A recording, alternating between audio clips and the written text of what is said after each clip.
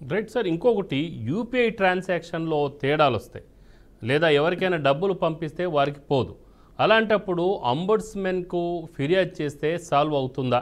అంటే ఉదాహరణకు ఒక వ్యక్తి ఫోన్పే నుంచి ఇంకొక వ్యక్తికి అమౌంట్ ట్రాన్స్ఫర్ కొట్టాడు, కానీ ఆ వ్యక్తికి ఫోన్పే కనెక్టివిటీ లేదు, కానీ ఫోన్పే ద్వారా చేసినా కూడా ఆయనకి వెళ్ళిపోయినట్టుగా ఈ సదరు ఎవరైతే పంపించారో ఆ వ్యక్తికి ట్రాన్సాక్షన్లో చూపిస్తోంది. కానీ ఎవరైతే గ్రహీత ఎవరైతే ఉన్నారో ఆ అమౌంట్ ఎవరికైతే మనం పంపించామో, ఎవరైతే రిసీవర్ ఉన్నారో వాళ్లకు అది వెళ్ళలేదు. ఈవెన్ బ్యాంక్ స్టేట్మెంట్ చూసినా కూడా లేదు. అలాంటప్పుడు ఎవరికి కంప్లైంట్ చేయాలి?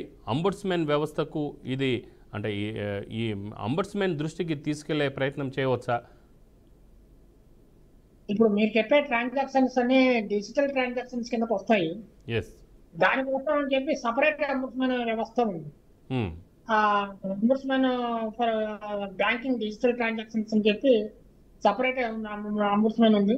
దానికి మనం అప్లై చేసుకుంటే వాళ్ళు వెంటనే మన డిజిటల్ ట్రాన్సాక్షన్ అన్ని ట్రాక్ రికార్డ్ అంతా ఏ బ్యాంకుల ద్వారా ఎవరెవరి అకౌంట్ హోల్డర్స్ ద్వారా జరిగింది అనేది డీటెయిల్స్ తీసుకుని ఆ ప్రాబ్లం సాల్వ్ చేస్తాం.